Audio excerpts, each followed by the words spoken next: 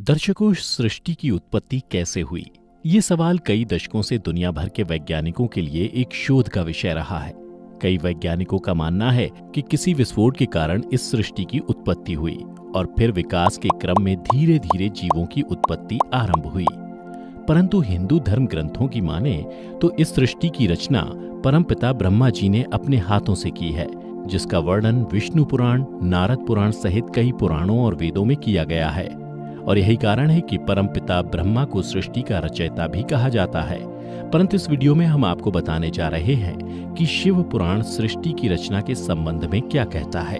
तो चलिए बिना किसी देरी के आज की ये कथा शुरू करते हैं। शिव पुराण के रुद्र संहिता में इस बात का वर्णन किया गया है कि जब नारद जी ने परमपिता ब्रह्मा से सृष्टि की उत्पत्ति के बारे में पूछा तो ब्रह्मा जी ने कहा कि देवर्षि, जैसा कि आप जानते हैं कि मेरी उत्पत्ति श्री हरि के नाभि कमल से हुई है। जब मेरी उत्पत्ति हुई तो देवों के देव महादेव ने मुझसे सृष्टि रचना का आदेश दिया और वे अंतर्धान हो गए। उसके बाद मैं उनकी आज्ञा का पालन करने के लिए ध्यानमग्न हो कर्तव्य का विचार करने लगा और फिर भगवान शंकर को नमस्कार करके श्री हरि से ज्ञान पाकर परमानंद की प्राप्ति कर मैंने सृष्टि की रचना करने का निश्चय किया। उसके पश्चात मैंने सृष्टि की रचना की इच्छा से भगवान शिव और उनका स्मरण करके पहले उनके द्वारा रचे हुए जल में अपनी अंजलि डालकर जल को ऊपर की ओर उछाला। इससे वहां एक अंड प्रकट हुआ जिसे 24 तत्वों का समूह कहा जाता है। हे मुनिश्रेष्ठ, वह विराट आकार वाला अंड जड़ रूप ही था। उसमें चेतनता न देखकर मुझे बड़ा संशय हुआ और मैं अत्यंत कठोर तप करने लगा। इस तरह 12 वर्षों तक भगवान विष्णु के चिंतन में लगा रहा।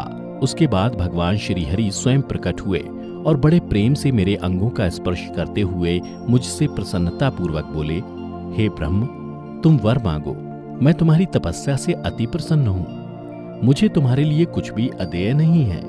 भगवान शिव की कृपा से मैं सब कुछ देने में समर्थ हूँ। यह सुन मैंने भगवान श्री हरि से कहा, हे प्रभु, आपने जो मुझ पर कृपा की है वह सर्वथा उचित ही है, क्योंकि भगवान शंकर ने मुझे आपके हाथों में सौंप दिया है। विष्णु, आपको नमस्कार है। आज मैं आपसे जो कुछ मांगता हूँ उसे दीजिए।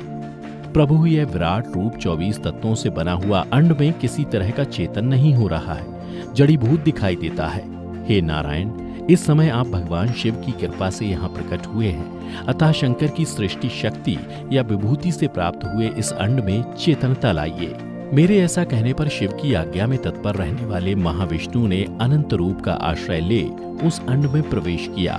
उस समय उन परम पुरुष के सहस्त्रों मस्तक, सहस्त्रों नेत्र और सहस्त्रों पैर थे।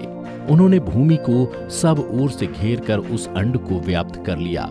मेरे द्वारा भली भांति स्तुति की जाने पर जब श्री विष्णु ने उस अंड में प्रवेश किया था तब वह 24 तत्वों का विकार रूप अंड सचेतन हो गया।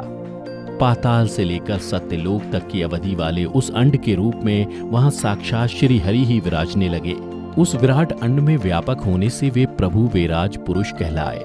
प्रसन्न मुख महादेव ने न केवल अपने रहने के लिए सुगम्य कैलाश नगर का निर्माण किया, जो सब लोगों से ऊपर सुशोभित होता है। देवर्षि, संपूर्ण ब्रह्मांड का नाश हो जाने पर भी बैकुंठ और कैलाश, इन दो धामों का कभी नाश नहीं होता। हे नारद, मैं सत्यलोक का आश्रय लेकर रहता हूँ और महादेव जी की आज्ञा से ही मुझ में सृष्टि रचाने की इच्छा उत्पन्न हुई है। उसके बाद जब मैं सृष्टि की रचना की इच्छा से चिंतन करने लगा, उस समय पहले मुझ में अनजान में ही पापपूर्ण तमोगुणी सृष्टि का प्रादुर्भाव हुआ, जिसे अविद्या पंचक कहते हैं। तदनंतर प्रसन्न चित्त होकर शंभु की आज्ञा से मैं पुनः अनासक्त भाव से सृष्टि का चिंतन करने लगा। उस समय मेरे द्वारा स्थावर संज्ञक वृक्ष आदि की सृष्टि हुई, जिसे मुख्य सर्ग कहते हैं। यह पहला सर्ग है। वह अपने लिए पुरुषार्थ का साधक नहीं है। यह जानकर सृष्टि की इच्छा वाले मुझ ब्रह्मा से दूसरा सर्ग प्रकट हुआ, जो दुख से भरा हुआ है। उसका नाम है त्रियक श्रोता। वह सर्ग भी पुरुषार्थ साधक नहीं था। उसे भी पुरुषार्थ साधन की शक्ति से रहित जान जब मैं पुनः सृष्टि का चिंतन करने लगा तब मुझ में शीघ्र ही तीसरे सात्विक सर्ग का प्रादुर्भाव हुआ। उसे उद्धर्व श्रोता कहते हैं। यह देव सर्ग के नाम से विख्यात हुआ। देव सर्ग सत्यवादी तथा अत्यंत सुखदायक है। उसे भी पुरुषार्थ साधन की रुचि एवं अधिकार से रहित जानकर मैंने अन्य सर्ग के लिए अपने स्वामी श्री शिव का चिंतन आरंभ किया। तब जाकर भगवान शंकर की आज्ञा से एक रजोगुणी सृष्टि का प्रादुर्भाव हुआ, जिसे अवार्क श्रोता कहा गया है। इस सर्ग के प्राणी मनुष्य हैं, जो पुरुषार्थ साधन के उद अधिकारी हैं। तदनंतर महादेव जी की आज्ञा से भूत आदि की सृष्टि हुई। इस प्रकार मैंने 5 तरह की वैकृत सृष्टि का वर्णन किया है। इनके सिवा 3 प्राकृत सर्ग भी कहे गए हैं, जो मुझ ब्रह्मा के सानिध्य से प्रकृति से ही प्रकट हुए हैं। इनमें पहला महत्व का सर्ग है, दूसरा सूक्ष्म भूतों अर्थात तन्मात्माओं का सर्ग है और तीसरा वैकारिक सर्ग कहलाता है। इस तरह वे 3 प्राकृत सर्ग हैं। प्राकृत और वैकृत दोनों प्रकार के सर्गों को मिलाने से 8 सर्ग होते हैं। इनके सिवा नमा कौमार्ग सर्ग है, जो प्राकृत और वैकृत भी है। इन सब के अयांतार भेद का मैं वर्णन नहीं कर सकता, क्योंकि उसका उपयोग बहुत थोड़ा है। हे मुनिश्रेष्ठ, इन सब के बाद द्विजात्मक सर्ग का प्रतिपादन हुआ। इसी का दूसरा नाम कौमार्ग सर्ग है, जिसमें सननंदन आदि कुमारों की महत्वपूर्ण सृष्टि हुई। सनक आदि मेरे 4 मानस पुत्र हैं, जो मुझ ब्रह्मा के ही समान हैं। वे महान वैराग्य से संपन्न तथा उत्तम व्रत का पालन करने वाले हुए। उनका मन सदा भगवान शिव के चिंतन में ही लगा रहता है। वे संसार से विमुख एवं ज्ञानी हैं, परंतु उन्होंने मेरे आदेश देने पर भी सृष्टि के निर्माण करने से मना कर दिया। यह सुनकर मुझे भयंकर क्रोध आ गया और उस समय मुझ पर मोह रूपी अंधकार छा गया। उस समय मैंने मन ही मन भगवान विष्णु का स्मरण किया। वे शीघ्र ही आ गए और उन्होंने समझाते हुए मुझसे कहा, तुम भगवान शिव की प्रसन्नता के लिए तपस्या करो।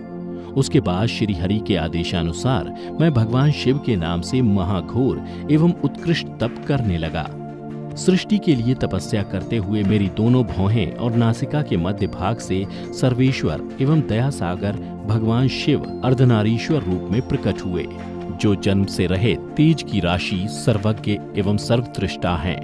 उन नील लोहित नामधारी साक्षात उमा बल्लभ शंकर को सामने देख बड़ी भक्ति से मस्तक झुका उनकी स्तुति करके मैं बड़ा प्रसन्न हुआ और उन देवेश्वर से बोला, प्रभु आप भांति भांति के जीवों की सृष्टि कीजिए। मेरी यह बात सुनकर उन देवाधिदेव महेश्वर रुद्र ने अपने ही समान बहुत से रुद्र गुणों की सृष्टि की। तब मैंने अपने स्वामी महेश्वर महारुद्र से फिर कहा, देव आप ऐसे जीवों की सृष्टि कीजिए जो जन्म और मृत्यु के भय से युक्त हों। मुनिश्रेष्ठ मेरी ऐसी बात सुनकर करुणासागर महादेव जी हंस पड़े और तत्काल मुझसे बोले, मैं जन्म और मृत्यु के भय से युक्त अशोभन जीवों की सृष्टि नहीं करूंगा, क्योंकि वे कर्मों के अधीन हो दुख के समुद्र में डूबे रहेंगे। मैं तो दुख के सागर में डूबे हुए उन जीवों का उद्धार मात्र करूंगा। गुरु का स्वरूप धारण करके उत्तम ज्ञान प्रदान कर उन सबको संसार सागर से पार करूंगा। प्रजापते, दुख में डूबे हुए सारे जीव की सृष्टि तो तुम ही करो। मेरी आज्ञा से इस कार्य में प्रवृत्त होने के कारण तुम्हें माया नहीं बांध सकेगी।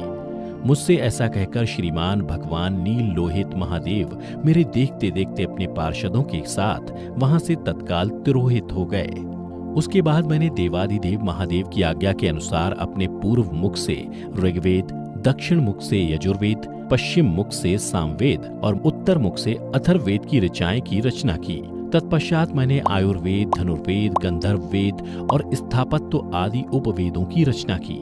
फिर अपने मुख से इतिहास पुराण उत्पन्न किया और फिर योग विद्या, दान, तप, सत्य, धर्म आदि की रचना की। और अंत में मैंने अपने हृदय से ओंकार, अन्य अंगों से वर्ण, स्वर, छंद आदि तथा क्रीड़ा से 7 सुर प्रकट किए।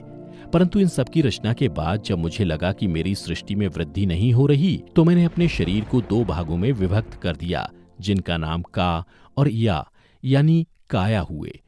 उन्हीं 2 भागों में से एक से पुरुष तथा दूसरे से स्त्री की उत्पत्ति हुई। पुरुष का नाम मनु और स्त्री का नाम शतरूपा था। मनु और शतरूपा ने मानव संसार की शुरुआत की।